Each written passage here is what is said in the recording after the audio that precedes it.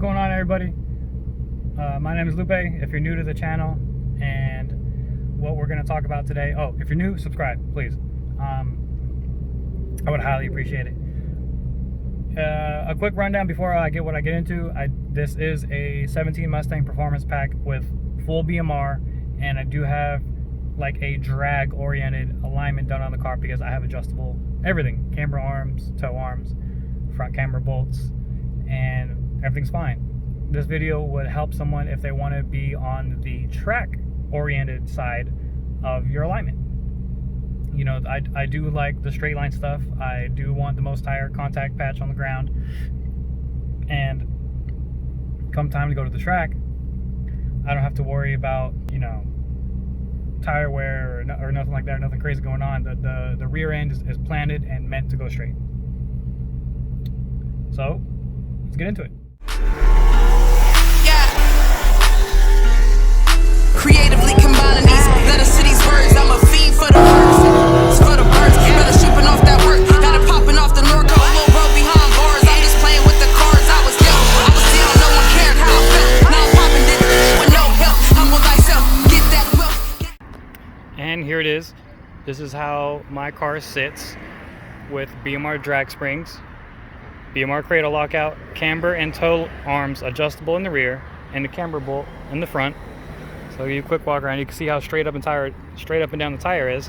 If you want to see how I did the drag alignment or just any other BMR stuff that I have in general on the car, you can click right up here somewhere, and take a look at it. But yeah, this is pretty much how it is,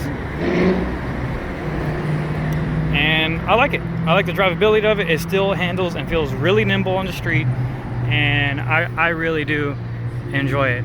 And in my opinion, this looks really good and aggressive, especially, you know, with the little accents and everything that I have on it. But to make it a quick and to go over it, in the front I do have -1 degree of camber, so it does tilt in a little bit. If you want to be on the track side of things and be on a little bit more handling side of things, you'll go about -1.5 degrees, so a little bit more tilted in.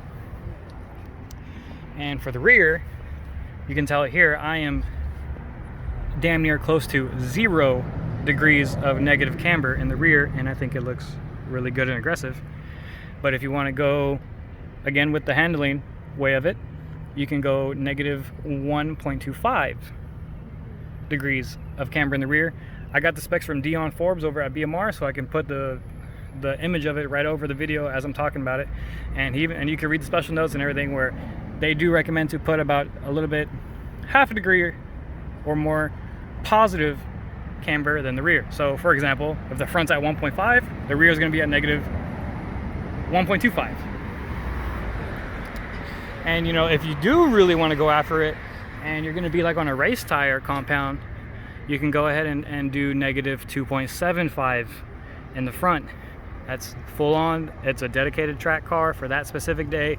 Alignments are going to be adjustable, but if someone's going to actually track their car, more than likely what you're going to do is you're going to take your car to a shop, get it aligned, to bring it back home, and then tow it to the track. Because if you do drive with something like that on the street, you're going to wear your tires out like a mother. So there's that. I could go ahead and perform a oh dang, I just unlocked it with my leg. You know, I could do a performance on my car, but honestly, in my case, I don't think I really need to perform the drag or the track alignment on the car.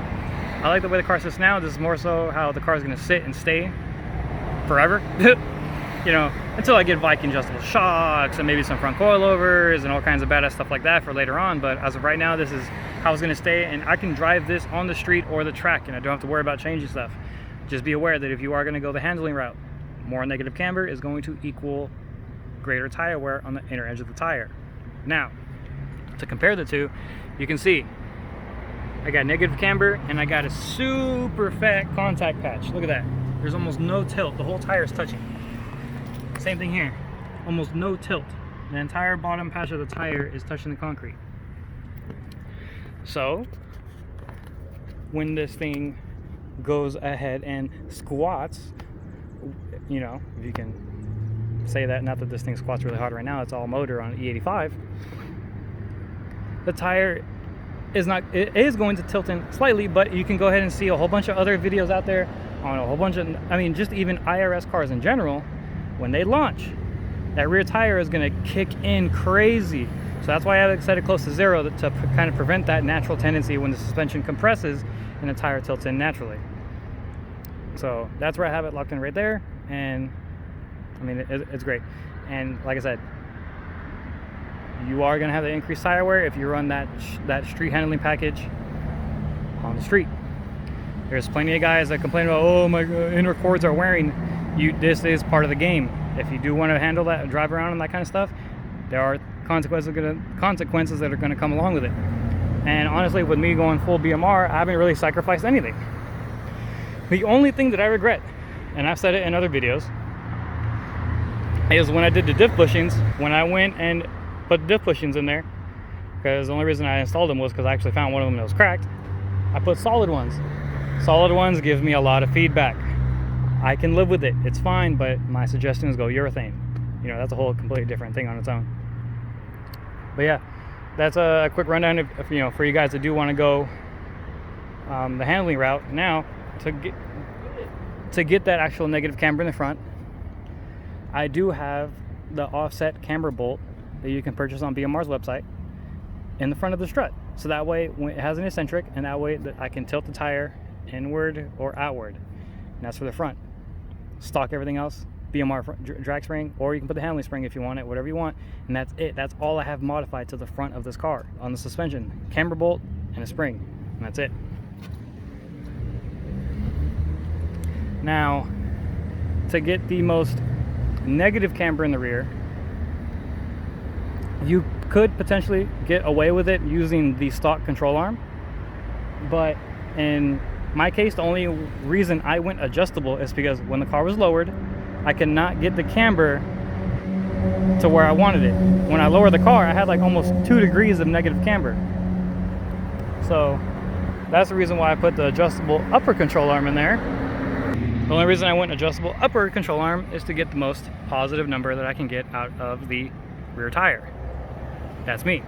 So you're more than welcome to try it on your own if you do work on your own car, or if you work or you just want to take your car and get an alignment done somewhere else. You can go ahead and screenshot the alignment specs that I have right here, send it over, or give it to the alignment spec or to the alignment shop that you want them to do the alignment on, and they'll tell you, hey, this is the most amount of, this is all I can do with this tire. I can only bring it in this far. And if you do have room where you do wish to go a little bit more negative or a little bit more positive, then it's time to go with an adjustable piece like the upper control arm. That's that. Thought I'd make just a real quick video on for guys that do want to go, you know, on the track side of things. That's it. There'll be more to come. Stay tuned for more videos, and then I'll holler at you guys.